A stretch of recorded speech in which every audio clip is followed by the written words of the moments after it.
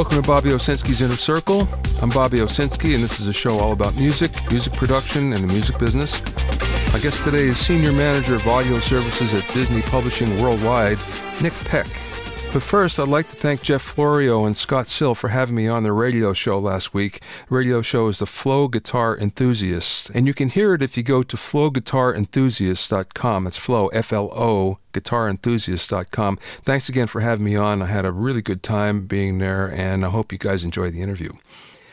So the first thing I want to talk about is the ideal length of everything online. As many of you may know, I wrote a book called Social Media Promotion for Musicians.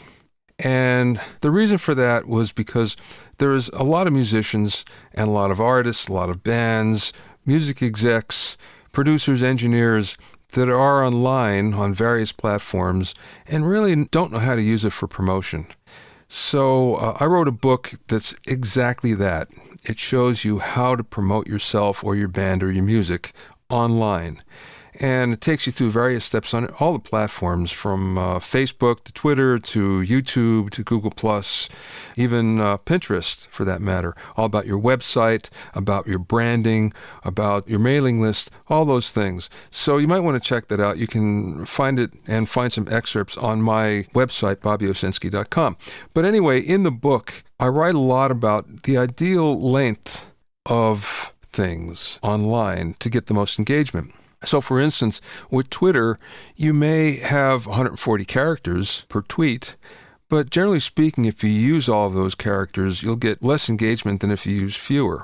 And it goes the same for Facebook and Google+, and even your domain name. So there is this great article last week, and if you want to read it, go to my Music 3.0 blog, or just go to my website, bobbyowsinski.com, and you can click on the blog there, and it will take you to it. And there is a great infographic. And basically, it encapsulated everything about being online in order to get the greatest engagement. So, for instance, even though you have 140 characters available to you on a tweet, it's been found that 100 characters, or around 100, is kind of the ideal. If you want to get the most engagement, you keep it to around 100. On Facebook, it's even less. It's 40 characters. On Facebook, you have a lot more available to you. I don't know exactly what it is, but I think it's like 600 or something. The problem is, most people won't take the time to read it. So 40 characters is kind of like the max there. For Google+, you get a little more. It's 60 characters, even though it's pretty much the same thing. You can have a much longer post, but it doesn't really do you much good if people won't read it. So, at least for a headline, you want to keep those characters fairly concise. For a domain name, and this is something that was new to me, the ideal length is 8 characters. And try to find a domain name right now for 8 characters. That's not easy, not an easy task. But anyway, that seems to be the ideal. For an email subject line, it's anywhere between 28 and 39 characters. And once again, what happens with an email newsletter, for instance, that you're sending out, you want to be able to capture people with your headline. Like everything else, it has to be very, very concise and to the point. For a blog post, they say 7 minutes of reading, or about 1,600 words, gets the most engagement. And I'm pretty off on that in all of my blogs. For instance, my Music 3.0 blog is probably 250 to 300 words, and it's probably the same thing on my big picture music production blog. And occasionally I'll write something longer that's 700-800 words, but usually it's shorter. And the reason why is if I had to do a long 1,600 word blog post every day, I wouldn't have time to work on anything else.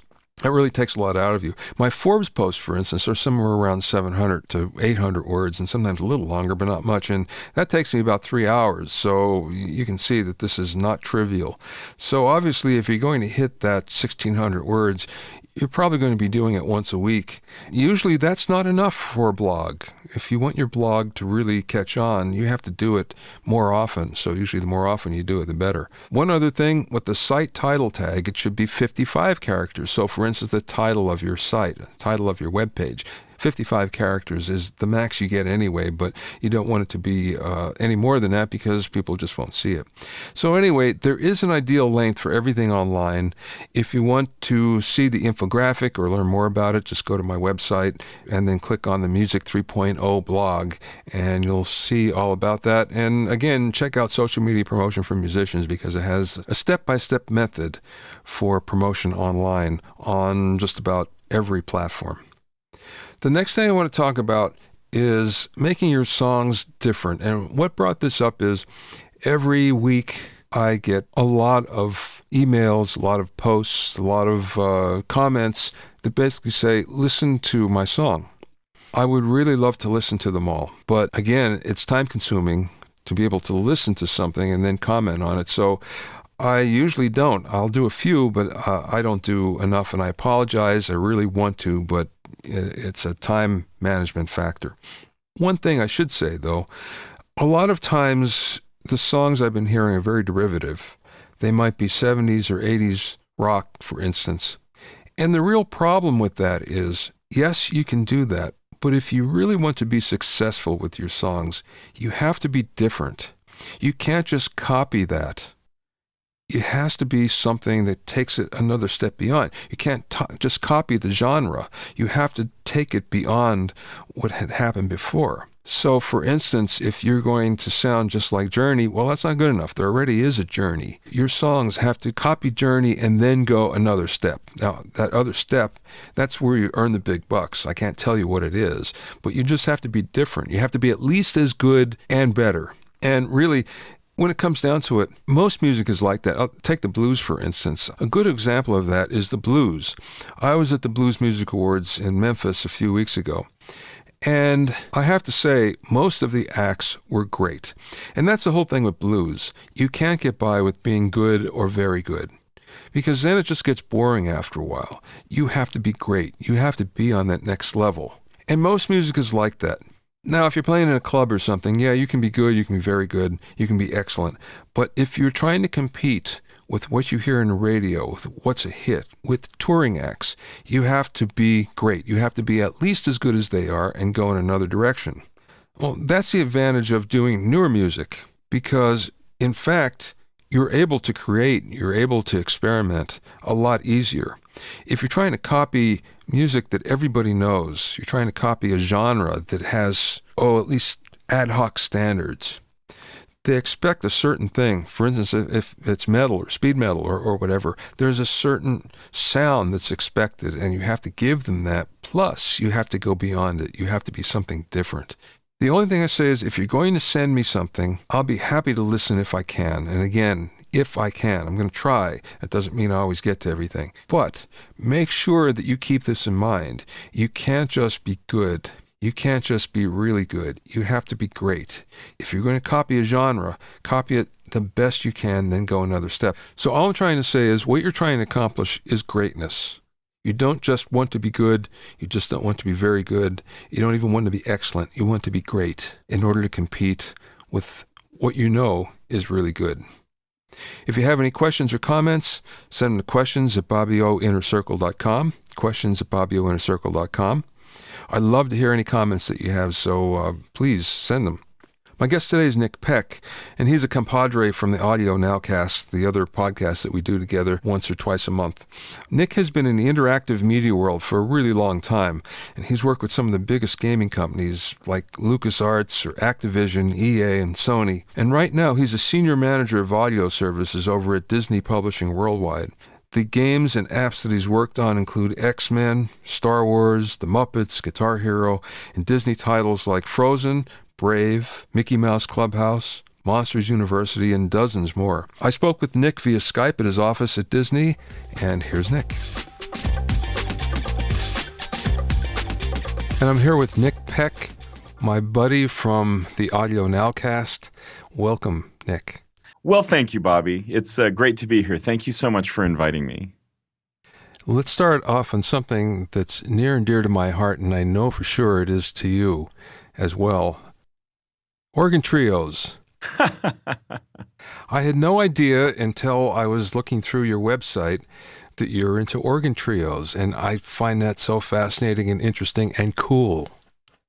Well, thanks a lot. I've been a keyboard player since I was a kid, and I think that every keyboard player starts out playing piano.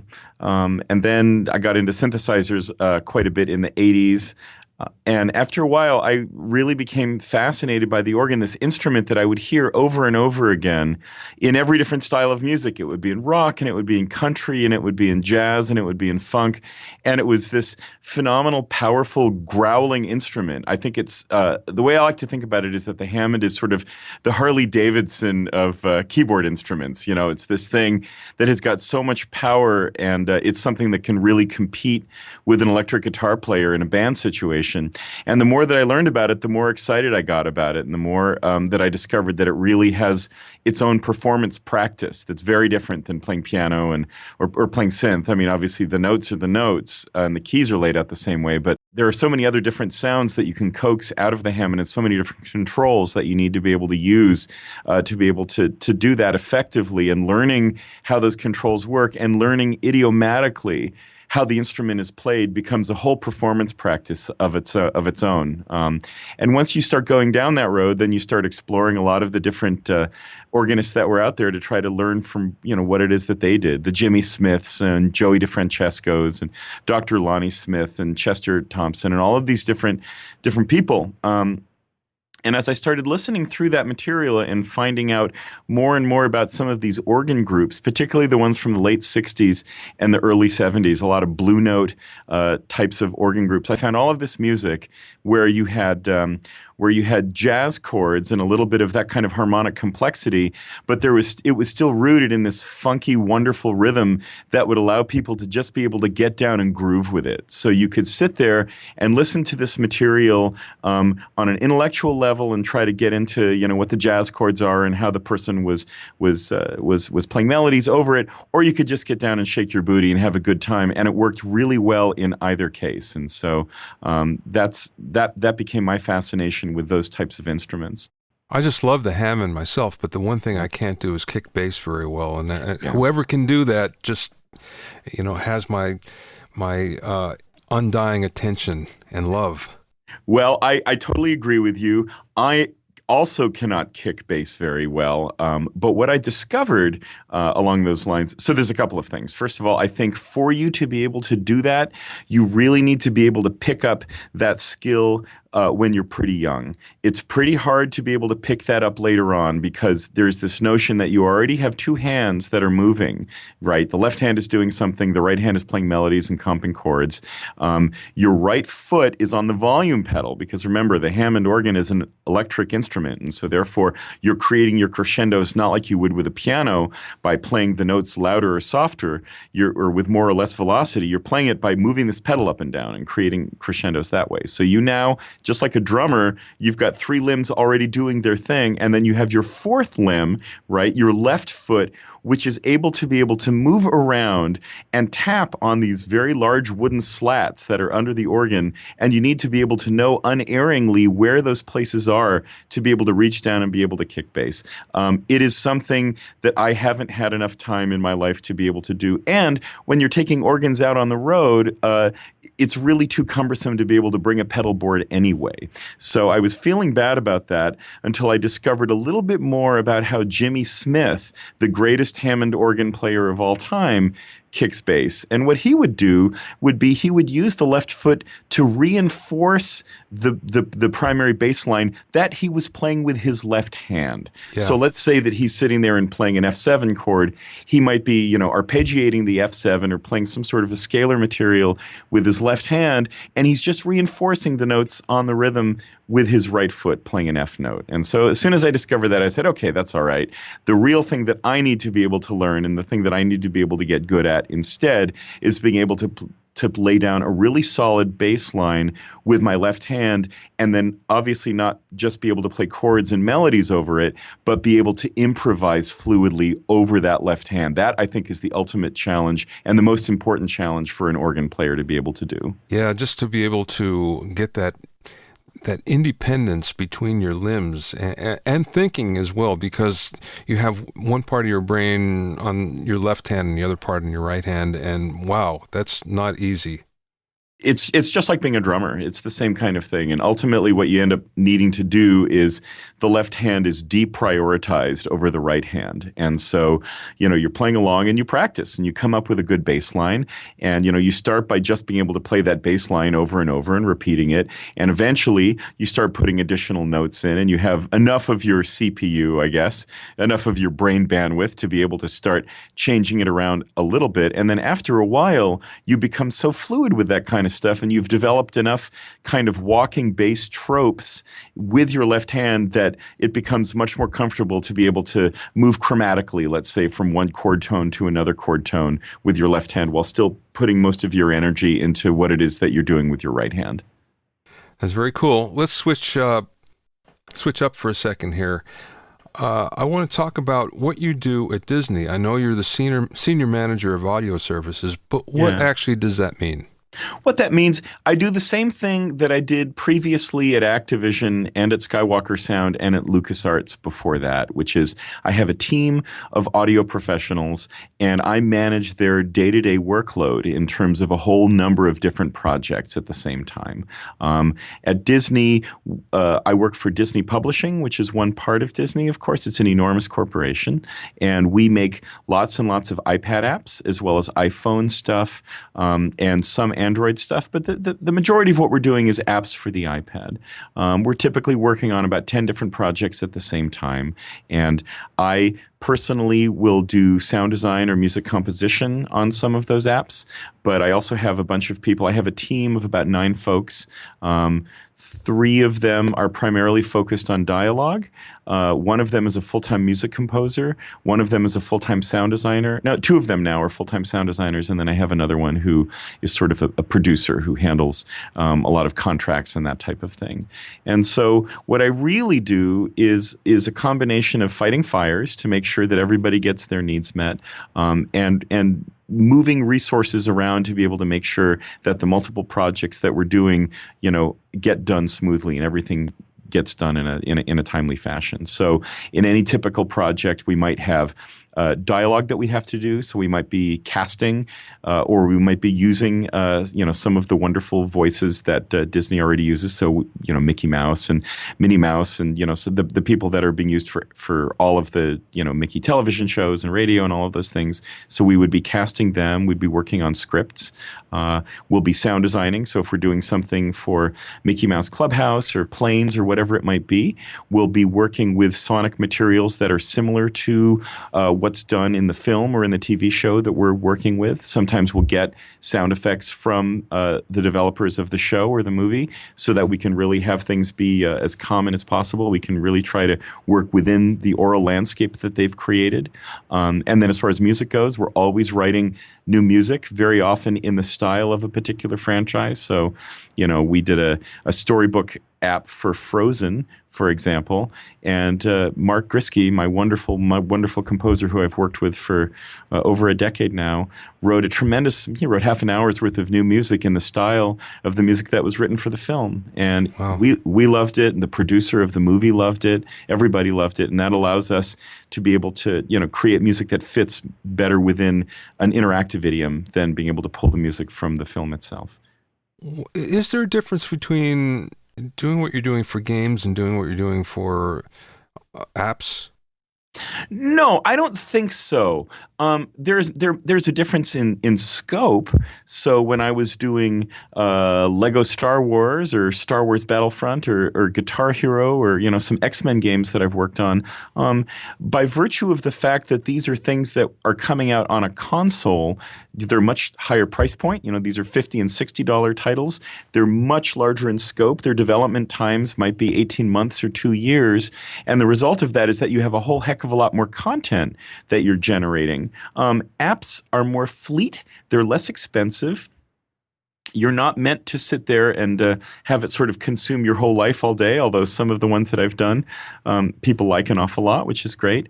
And the overall size of things is smaller, and that's why we're able to work on, maybe a half a dozen or 10 different apps simultaneously at different stages of their development. The interactive audio is interactive audio. You're going in, instead of having a linear thing like television or a film, you're breaking things up into much smaller granular chunks, which then change. The oral landscape changes on a dime based on what it is that you, the user, are doing, where it is that you choose, in the case of apps, to tap on the screen, or in the case of a video game, where it is that you're choosing to click the mouse on the screen, or when it is that you press the joystick buttons, that kind of thing. But it's always something in which the app itself is in this tight software loop waiting for user input. And once that user input comes in, it triggers a different sound effect, or plays a different piece of music, or triggers a different dialogue line. That's really the primary difference between interactive and linear media. How did you get into interactive media? In my case, I got into it because I had a background in software already. I studied computer science at school. And, when I was a kid, I was crazy about two things. I was crazy about playing the piano, and I was crazy about video games, which in those days were extremely crude in comparison. My first computer was a Radio Shack TRS-80. I remember those. They were great. And I taught myself basic and then assembly language programming, in my early teens. I was really into it. And so that naturally, gave me sort of a direction after I got out of school into working in computer programming. From there, I was really around at the dawn of multimedia up in San Francisco. And so I happened to be in the right place at the right time to be able to start focusing on interactive programming and then interactive audio as well. These days, it's a wide open thing. There are just as many people that are interested in working in games or in interactive audio as there are working in film. And there are even classes and majors in places like Full Sail and Expression Center for New Media and other sort of trade schools like that focus primarily on interactive audio. So you can do that. You could focus on it that way, or you could just go and get well-versed in both the idiosyncrasies of computer programming and, becoming, evolving the disciplined mindset that allows you to be able to work within the world of software development and then specialize in music. So I didn't go to school for interactive anything. They didn't have interactive audio programs when I was in school. I went to school and studied computer science, and then I went and studied electronic music and got a bachelor's degree in electronic music and then a master's in electronic music. And so those things together really set me up to, the die was cast as far as what the direction was that my career was going to go. It was really sort of obvious from those different strengths that I had and those different levels of experience that I had that would be where I would end up. Yeah, you're pretty much in the hotbed of everything too up there, right? That's kind of where it all started, wasn't it, in the Bay Area? It did. It started in the Bay Area, and I was very lucky to be, I just happened to be living up there. I was born in San Francisco, and my folks moved to Marin County, which is just north of San Francisco over the Golden Gate Bridge when I was 3. And so I happened to be in the right place at the right time to be involved in all of that kind of thing. I did a lot of startups in San Francisco. And then after a little while, I was able to make it. And I got into LucasArts Entertainment as a sound designer. And of course, George Lucas is based in Marin County. And so I just literally, by the luck of the draw, I happened to be a 15-minute drive away from where LucasArts Entertainment was. And that's where everything went for me. Wow. Right place at the right time, as you say. That wow. You bet. So I take notice that you've done sound design, you've done Foley, you've composed music, audio recording, just the whole gamut. Is that really necessary? Do you need all of those skills to get into the business? You do not need all of those skills to be able to get into the business. If you're going to be a composer and you're really interested in interactive audio, what you need to do is focus on being the best composer you can be and be able to, get Logic to, stand on its head and do cartwheels for you in terms of being able to make really realistic sounding orchestral things without being able to hire a real orchestra. If you're going to be a sound designer, you don't need to be a composer. You don't even need to focus on Foley, although I think that everyone who's involved in the sound effects area of audio post-production should be familiar with Foley, and they should know how that stuff works. And of course, if you're going to be involved in dialogue, you really don't need to be involved in either sound design or music. Now, the more different characteristics of audio you become familiar with, the more valuable you are in terms of being able to get jobs. So when I was freelancing, and I've done an awful lot of freelancing in my career, it becomes really useful to be able to speak music in case you don't have a sound design job coming along. And then I could do a music production job of some sort. And then when the music dries up, oh, what do you know? I also know how to be able to do sound design. And so being able to do all of those different things allowed me to always be working as a freelancer. What I think is more important, though, for any audio person who is interested in pursuing the audio arts and in interactive capabilities, as I said, to be able to become as literate as you can with computers themselves, to be able to understand that, file naming really does make a difference. And yes, capital F is not the same as lowercase f in terms of a file name. I think the ability to go and learn some of the interactive audio engines that are out there is really important. There's Wise, which is spelled WWISE, from Audio Kinetic, and there's Fmod, and then there's another one called Fabric. There are a number of these pieces of audio middleware that allow you as an interactive audio professional to be able to integrate your work with the game engine itself without the programmer having to necessarily do all of the complexities of wiring up your audio. So if you have the capacity for the programmer just to send you an event name for, say the footsteps of your character walking, and then you can sit there on your end, wire up all of the footstep sounds that you have, and then be able to create the ability for those footsteps to trigger randomly depending upon what happens, and be able to say, okay, the character is now walking on grass, so I'll switch over to being able to play this set of grass footstep sounds instead of this set of footstep sounds on concrete. The more of that kind of thing that you can do, the more value you will have within an interactive audio experience. And there are lots and lots of free demo versions of those bits of software floating around out there from the manufacturers themselves. They want you to be able to learn their program, and there's plenty of documentation out there on the web to help you do that. Geez, Nick, I thought I knew a little bit about everything, but those are 3 pieces of software that I've never heard of.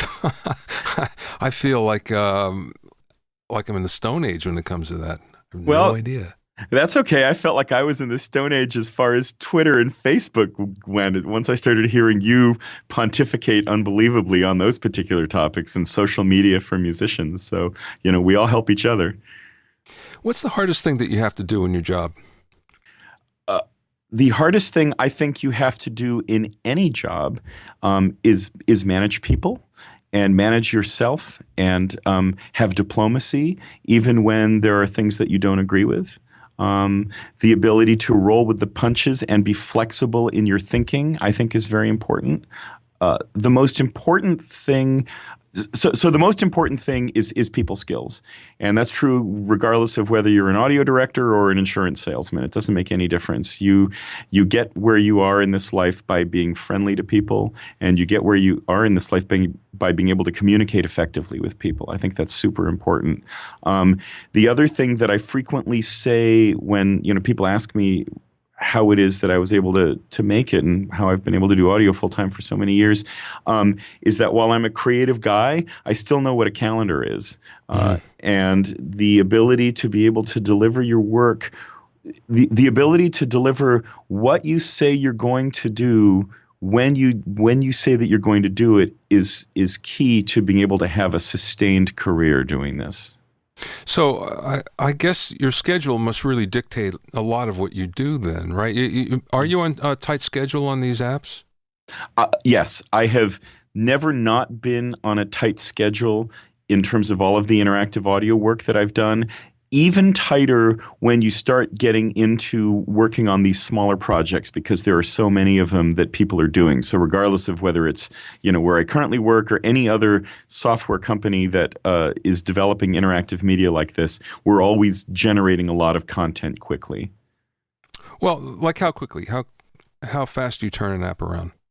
It depends on the app, but they are typical development times are measured on the order of weeks, not months, many weeks, but weeks, maybe 3 months instead of, when I was in video game land where a typical game might have an 18-month turnaround time Hmm. and a fast game would have a 1 year turnaround time. And there are certainly people out there working at, Electronic Arts and Activision and places where they're making these really large scale apps where they might have 24 or 36 months to be able to determine something. And if you're building, a large MMO, let's say that you're at Blizzard or, one of these places that are developing these really, really enormous content kinds of systems like that, you might have 5 years to be able to build your thing. Unbelievable. Wow. Yeah. I had no idea. Oh yeah. Yeah. I mean, the really, World of Warcraft, I don't know exactly how long it took to develop it, but if you've ever played, that is a big, big, big program. You can explore this whole continent for an awful long time.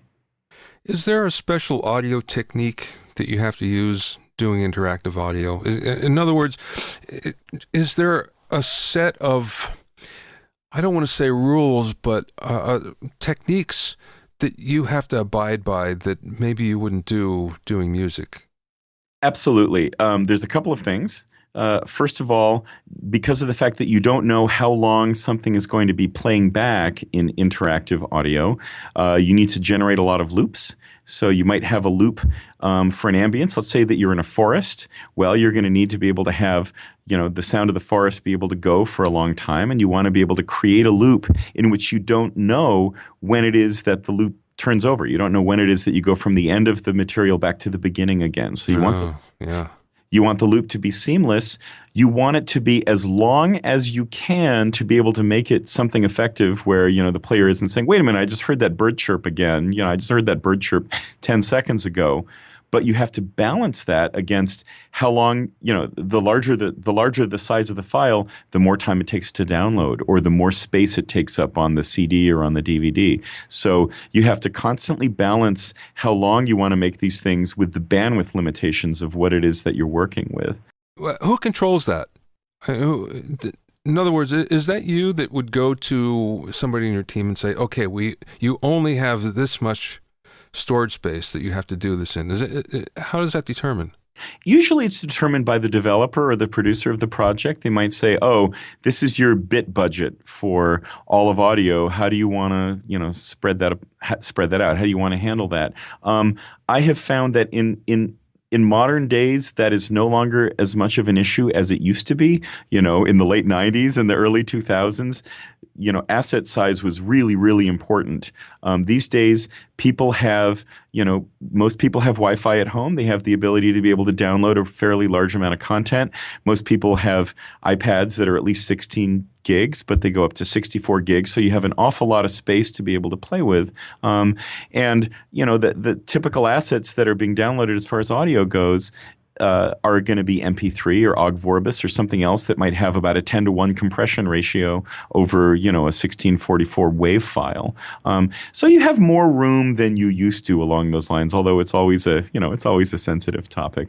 What we try to do is focus on having the highest quality that we can within reason. An ambient loop might be 30 seconds long or it might be a minute long. If I have 3 ambient loops in an app, I can probably have them be a little longer. If I have 25 ambient loops in an app, then I'm going to be a little bit more judicious in terms of my use of length there.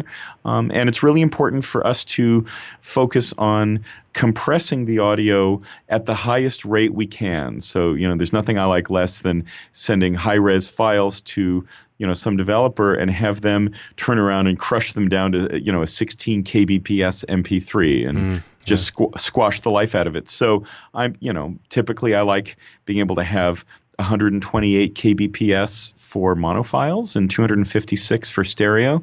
That, I think, is a very reasonable compromise between high quality and still having it be a relatively small size audio file. You were going to mention a couple other techniques before I interrupted you. Oh, well, there's looping, which as I said, is really important. being able to come up with good file naming conventions so that you have a way. Let's use my example of footsteps from earlier. Let's say that you've got a character. We'll call him Charlie Brown. I don't know.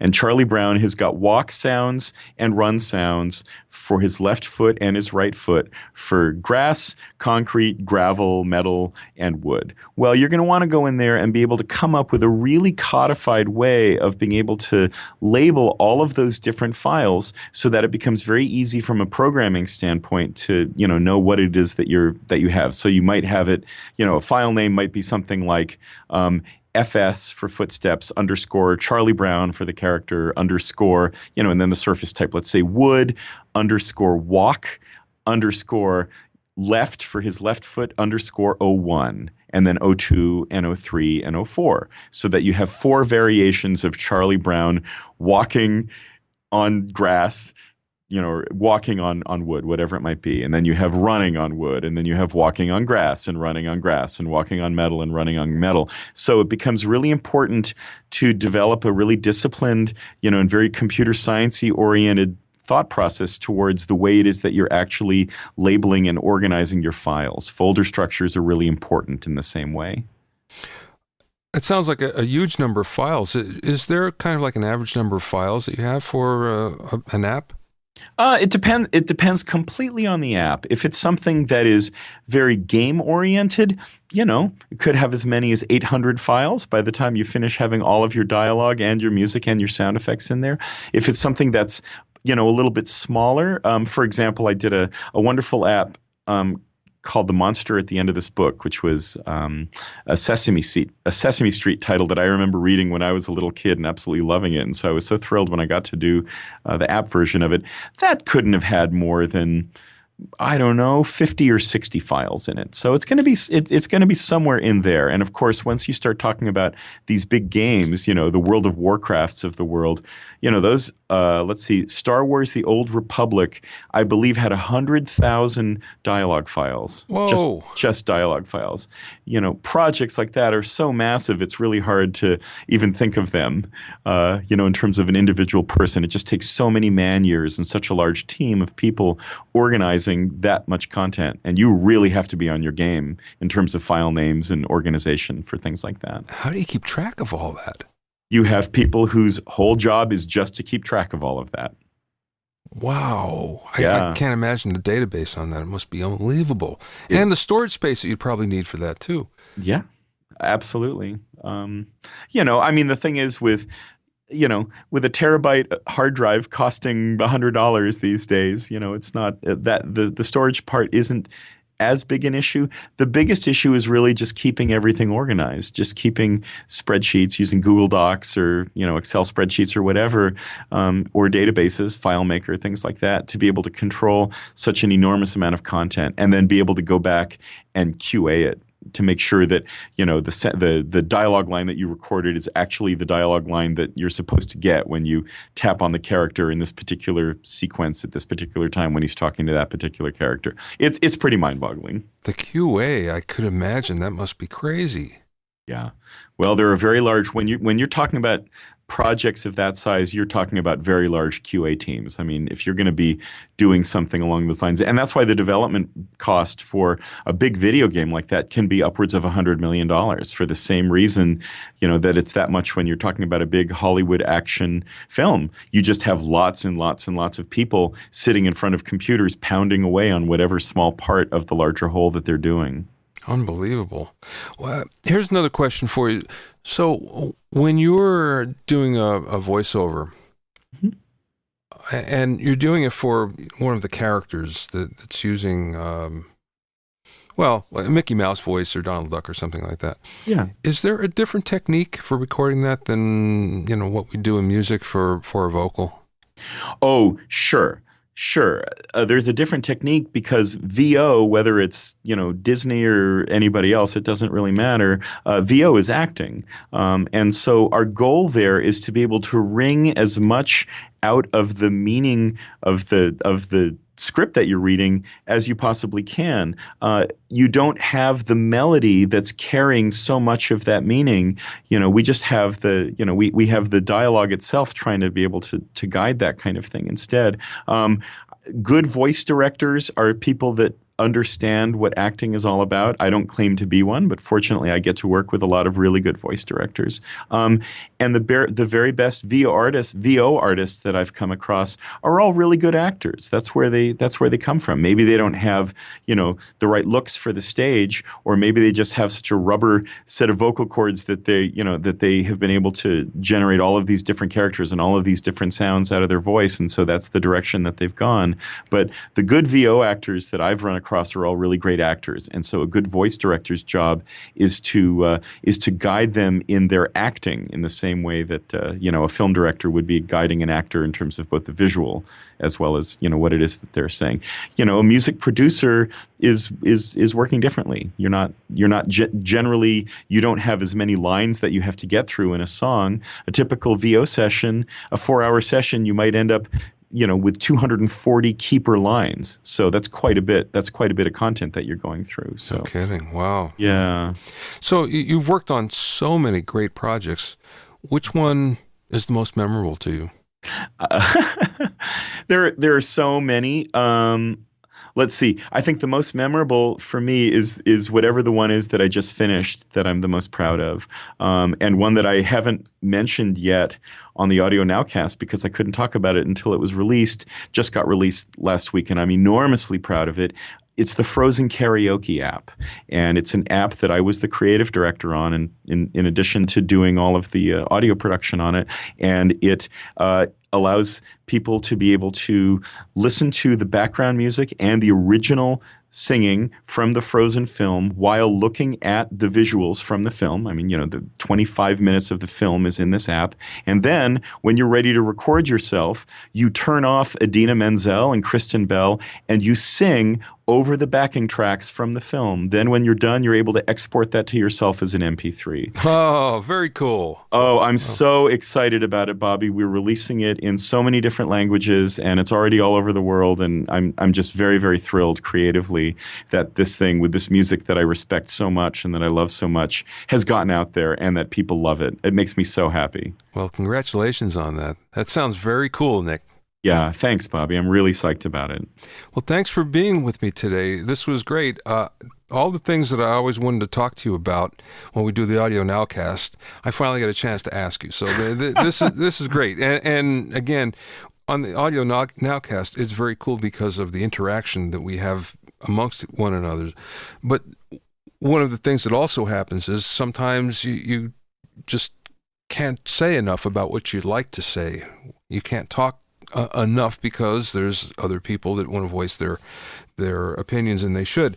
But what I like about this is you and I can talk and we can have a great conversation, and we can go in depth on some things that we couldn't otherwise. So thank you very much. Oh, you're so welcome, Bobby. It's been my pleasure. I really appreciate it. If you want to find out more about Nick, go to underthebigtree.com. That's underthebigtree.com. That's his site for his music. And if you want to find out more about his interactive work, go to underthebigtree.com/perceptive sound. Just add that on to underthebigtree.com, and you'll find out all about Nick.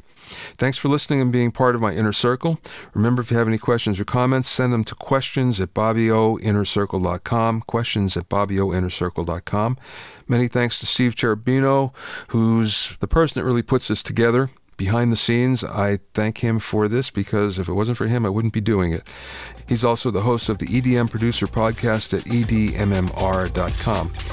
To listen to other episodes of Bobby O's Inner Circle, go to bobbyowsinski.com and select the podcast tab, or go to bobbyoinnercircle.com. At bobbyowsinski.com, there's links to my blogs and coaching programs, as well as a sign-up sheet for my newsletter.